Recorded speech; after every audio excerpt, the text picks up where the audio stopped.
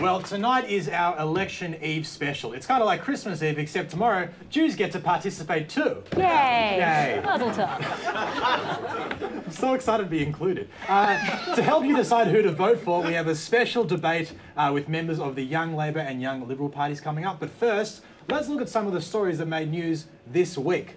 Peter Dutton has lost the all-important vote of bikie gangs. Yes, members of the Rebels bikie gang have been protesting outside his office.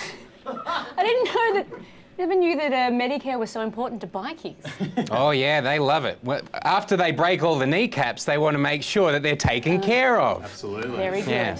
Well, this is great. Dutton claims the Labor Party has been infiltrated by bikies. He said if the Labor Party has been infiltrated by these bikies and its highest ranks are involved in this campaign, this is a serious leadership issue with Bill Shorten. That's a pretty big hypothetical. That's a little bit like Bill Shorten saying if the Liberal Party has been infiltrated by goblins, that's a serious leadership issue with Malcolm Turnbull. Yeah, you can't just say if and then say something slanderous, do you know what I mean? Like, I can't be like, hey, if Peter Dutton is a premature ejaculator, not saying he is, that would be a serious issue for him and his wife. If that were the case, we're not saying he is, but he might be. And he might need help. He presumes that anyone who dislikes him must have infiltrated the Labor Party. He probably thinks that the Labor Party have infiltrated asylum seekers, first home buyers, and anyone earning less than $80,000. Absolutely. Can you imagine if he goes home and Mrs. Dutton has the bags packed? Oh, it's another man, isn't it? Or worse, it's the Labor Party. It's always the Labor Party.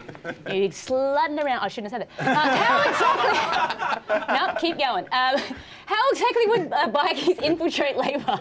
Would they just put on little red ties and just say working families, just hope no one notices they're bikies? Well, Dutton claims that senior members within the Labor administration are standing side by side with motorcycle gang members. And as the Liberals know, if you're standing side by side with protesters, you're always endorsing them. That's just a fact. We always knew that. Come to think of it, I think Labor has been infiltrated. Did you see their launch party last week? Well,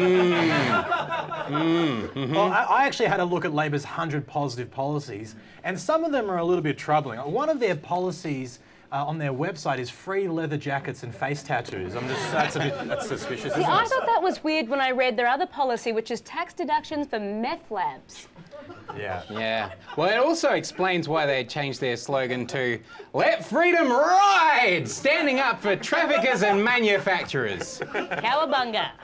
I love Bill's face tattoo in that one too.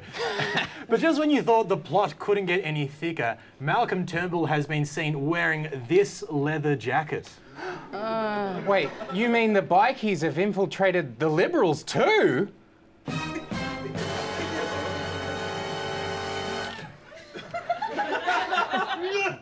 That was totally worth it. A JetBlue airline passenger who goes by the name of Maggie McMuffin was told that her outfit was inappropriate for a flight from Boston to Seattle.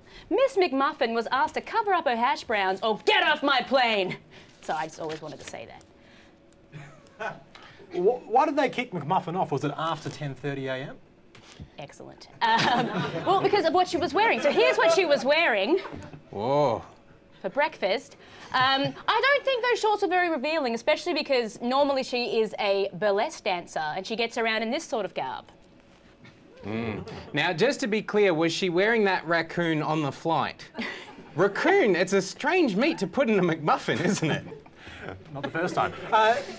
Wait, so did they... Don't think about that too much. So did they not allow her on the flight? No, she had to run around at the airport and try and find something to buy to cover up her legs. She should have come back in a burqa. Is this all right, guys? No, that's too much, actually. That's the thing with being a woman. You're either a slut or a terrorist. What could you pick up at the airport? I guess she could make a dress out of giant Toblerones. Well, Richard Branson would never have kicked her off one of his planes. I mean, here he is with his pilots. Would never kick her off. That's the thing. Also, it was the pilot who decided that she wasn't allowed to board the plane because her outfit was inappropriate. Since when do aviation officials get to judge fashion? Well, these are the guys who brought us aviator sunglasses, so I think they know a thing or two about fashion, Jacqueline. The last thing I want to do is have to bring up the woman's short shorts again, but can we see McNuggets one more time? It's Muffin. Oh, not for me, I've had enough.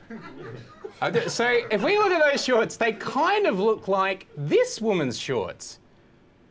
Yes, she had her own plane, which was pretty revealing in the sense that it was invisible. So you're saying she was just there in the airport lounge just going, well, if I can't board your plane, I'll have my own plane. Look how silly you look. And then she just mimes an airplane engine. Yeah, yeah. She just, I'm just going to take off. I'm on the airplane. I got my own airplane. It's a much fly. I'm a better airplane than you are. Hey, Michael, stop this. Neither of you have flown a plane before. We've seen the rise of big dog shows, pet pageants, all sorts of animal events, but here's one with a difference. Last week in Petaluma, California, they held the 28th annual World's Ugliest Dog Contest. The ugliest dog walks away with $1,000 prize money and a woman behind it ringing a little bell saying, shame, shame, shame. Any woman will do. But is there such a thing as an ugly dog show?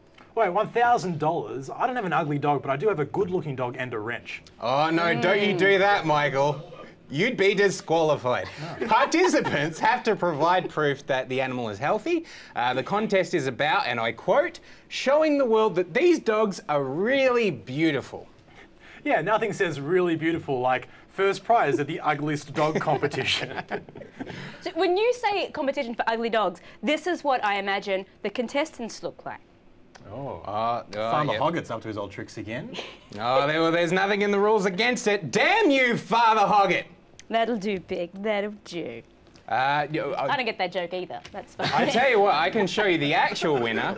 You ready for the actual winner? This is Sweepy Rambo. Ah, get it away! The power of Christ compels you! The power of Christ compels you! As a special treat for you guys, it's scratch and sniff, so we can smell Sweepy as well. What have we told you about scratching on air? Please stop doing that. Sweepy, have a look at Sweepy. No. Sweepy has been reported as having a bent spine, issues with her bowel movement, a serious lack of teeth, and oozing sores. Oh, sounds like a catch. Now, either the owner or someone close to the owner has taken issue with that reportage.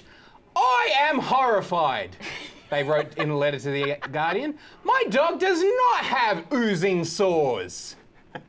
The one thing that they don't have. Can we please treat the winner of the ugliest dog competition with a little dignity, please? But wasn't one of the judges a contestant on Survivor? Like what? Yes, that's true. Don't talk to him about oozing sores. He was on Survivor. He knows all about oozing sores. And on that note, we'll be back after the break.